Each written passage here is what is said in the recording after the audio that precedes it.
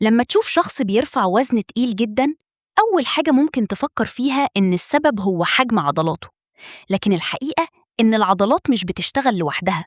الجهاز العصبي هو اللي بيدي الأمر للعضلات إنها تنقبض وتنتج القوة. يعني ببساطة، مهما كانت عضلاتك قوية، لازم الجهاز العصبي يكون قادر على التحكم فيها وتنسيق حركتها. في الفيديو ده هنتعرف على 5 نقاط مهمة عن تأثير الجهاز العصبي على القوة والأداء الرياضي، وإزاي الجهاز العصبي بيتطور مع التدريب. شفائيات.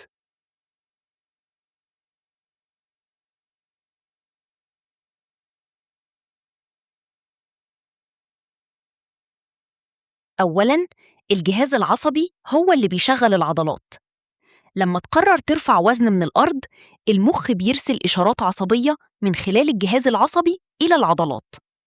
الإشارات دي بتوصل في النهاية إلى الألياف العضلية وتخليها تنقبض. يعني الحركة اللي بتعملها في الجيم تبدأ أصلاً بإشارة عصبية. وعشان كده القوة مش مرتبطة بحجم العضلات فقط. شخص عنده عضلات كبيرة مش بالضرورة يكون أقوى من شخص عنده عضلات أصغر، لأن القدرة على استخدام العضلات وتنسيقها والتدريب عليها بتفرق جدا. ثانياً، ليه قوتك بتزيد بسرعة في بداية التمرين؟ في أول أسابيع أو شهور من التدريب ممكن تلاحظ إن أوزانك بتزيد بسرعة جدا. وهنا ناس كتير بتفتكر إن السبب الوحيد هو زيادة حجم العضلات. لكن في بداية التدريب جزء مهم من التحسن بيكون بسبب التكيفات العصبية. الجهاز العصبي بيتعلم الحركة بشكل أفضل، وبيتحسن في تجنيد الوحدات الحركية وتنسيق العضلات. يعني جسمك بيتعلم إزاي يستخدم القوة الموجودة عنده بكفاءة أكبر. وده أحد الأسباب اللي تخليك تلاحظ زيادة في القوة قبل ما تشوف تغيراً ضخماً في حجم العضلات. ثالثاً، الوحدات الحركية ودورها في القوة. العضلة مش عبارة عن كتلة واحدة بتشتغل بنفس الطريقة. هي مكونة من عدد كبير من الألياف العضلية، ويتم التحكم فيها من خلال ما يسمى الوحدات الحركية. كل وحدة حركية تتكون من خلية عصبية حركية والألياف العضلية اللي بتتحكم فيها. لما تحتاج قوة أكبر، الجهاز العصبي يقدر يجند عدداً أكبر من الوحدات الحركية. ومع التدريب، جسمك يصبح أكثر كفاءة في تجنيد الوحدات الحركية المطلوبة للحركة.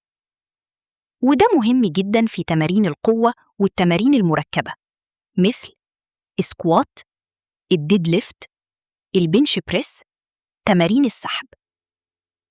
رابعاً، الجهاز العصبي والتكنيك. هل لاحظت إن شخصاً جديداً في الجيم ممكن يكون عنده قوة جيدة لكنه لا يستطيع تنفيذ التمرين بشكل صحيح؟ السبب إن القوة مش كفاية لوحدها. الجهاز العصبي مسؤول أيضاً عن تنسيق الحركة. كلما تدربت على حركة معينة، يصبح جسمك أكثر خبرة في تنفيذها. ومع الوقت تتحسن قدرتك على التحكم في الحركة والمحافظة على المسار الصحيح للوزن. وعشان كده التكرار الصحيح للتمرين مهم جدا. انت مش بتدرب العضلات فقط، انت أيضا بتعلم جسمك كيفية تنفيذ الحركة.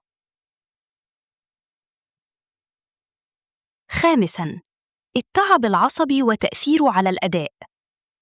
بعد تمرين قوي ممكن تحس إنك مش قادر ترفع نفس الأوزان اللي كنت بتتمرن بيها.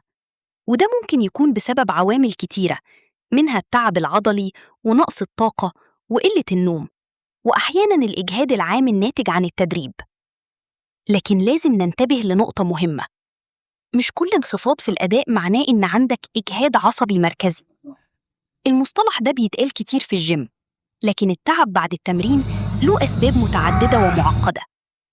لذلك لو أدائك بدأ ينخفض لفترة طويلة، راجع النوم، التغذية، حجم التدريب، أيام الراحة، والضغط النفسي.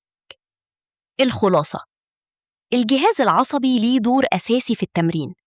هو المسؤول عن إرسال الإشارات للعضلات ويساعدك على تجنيد الوحدات الحركية وتنسيق الحركات وإنتاج القوة.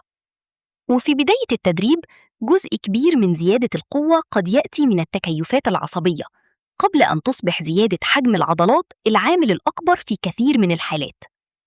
لكن لا تعتقد إن الجهاز العصبي شيء منفصل عن العضلات، أنت تحتاج الاتنين معاً. عضلات قوية بدون تحكم عصبي جيد مش هتستفيد منها بالكامل، وجهاز عصبي متدرب بدون عضلات قوية لن ينتج قوة كبيرة. لذلك لو هدفك تكون أقوى وأفضل في الجيم، اتمرن بذكاء، نام كويس، كل بشكل مناسب، وادي جسمك وقت كافي للتعافي. لو استفدت من الفيديو اعمل لايك واشترك في القناة علشان توصلك معلومات أكتر عن كمال الأجسام والتغذية والتمرين. واكتب في التعليقات، هل كنت تعرف إن زيادة القوة في بداية الجيم مرتبطة بالتكيف العصبي؟